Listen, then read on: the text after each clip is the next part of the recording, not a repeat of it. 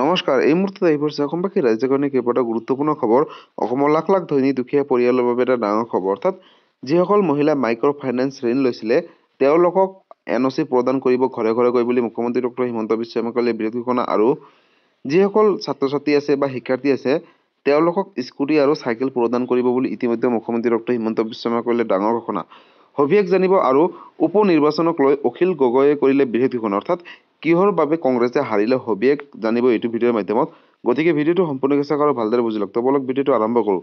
আৰু আজি প্ৰথমটো খবৰ হৈছে ৰাজ্যবাসীৰ বাবে এটা ডাঙৰ খবৰ। অৰ্থাৎ একেলগে নিৰ্বাচন খেলা হ'লে 4টা সমষ্টি আমি পালোহেঁতেন বুলি অখিল গগৈয়ে কৰিলে বৃহৎ মন্তব্য। আৰু বিৰোধীয়ে একেলগে নিৰ্বাচন খেলা হ'লে 4টা সমষ্টি জিকিলোহেঁতেন বুলি ঘোষণা কৰিছে। লগতে কংগ্ৰেছে 5টা সমষ্টিত জয়ী হ'ম বুলি ভাবি বিৰোধী ঐক্য ভাঙি পেলালে আৰু কংগ্ৰেছৰ অহংকাৰৰ বাবে অসমত বিজেপিয়ে অগ্ৰগতি লাভ কৰিছে বুলি অখিল গগৈয়ে বৃহৎ মন্তব্য আগবঢ়াইছে। য'তে কংগ্ৰেছে অকলে বিজেপিৰ বিৰুদ্ধে নিৰ্বাচন কৰিছে তাতে হাৰিছে বুলি ক'লে। লগতে গৌৰৱ গগৈ আৰু ভূপেন বৰাৰ কাজিয়াৰ বাবে 5টা সমষ্টিত বিজেপিক জিকাই দিলে বুলি ঘোষণা কৰিলে। আজিৰ ফলাফলৰ পৰা এটাই শিক্ষা ল'ব লাগিব বা শিক্ষা লোৱা উচিত যে 2026 চনত আমি আকৌ এক হ'ব লাগিব, অন্যথা আকৌ বিজেপি চৰকাৰ কৰিব। গৌৰৱ গগৈৰ অহংকাৰত আজি এইটোৱে এটা ডাঙৰ আঘাত বুলি ঘোষণা কৰিলে। আৰু ৰাজ্যৰ 5টা সমষ্টিৰ ফলাফলৰ পিছতে কংগ্ৰেছক সমালোচনা কৰিলে অখিল গগৈ। আৰু বিৰোধীয়ে একেলগে নিৰ্বাচন খেলা হ'লে 4টা সমষ্টি আমি পালোহেঁতেন বুলি অখিল গগৈয়ে বৃহৎ মন্তব্য আগবঢ়াইছে। কংগ্ৰেছে 5টা সমষ্টিত জয়ী হ'ম বুলি ভাবি বিৰোধী ঐক্য ভাঙি পেলালে।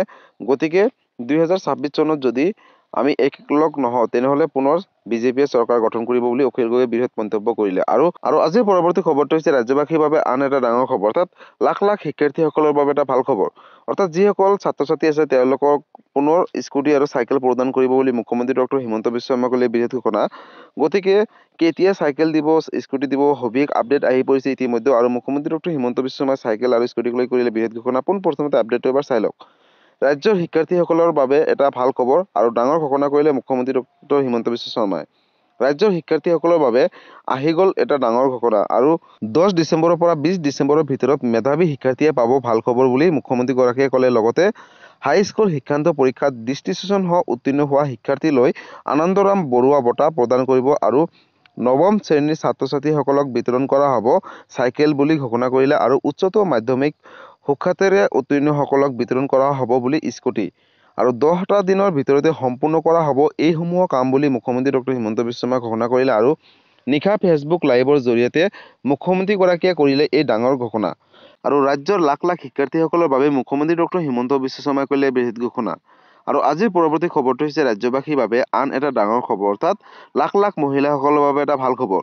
যিসকল মহিলাই মাইক্ৰ' ফাইনেন্স লোন লৈছিলে তেওঁলোকৰ মাইক্ৰ' ফাইনেন্স লোনৰ বাবে NOC ঘৰে ঘৰে প্ৰদান কৰিব বুলি মুখ্যমন্ত্ৰী ডক্টৰ হিমন্ত বিশ্ব শৰ্মাই কৰিলে বৃহৎ ঘোষণা। গতিকে পোনপ্ৰথমতে আপডেটটো এবাৰ চাই লওক।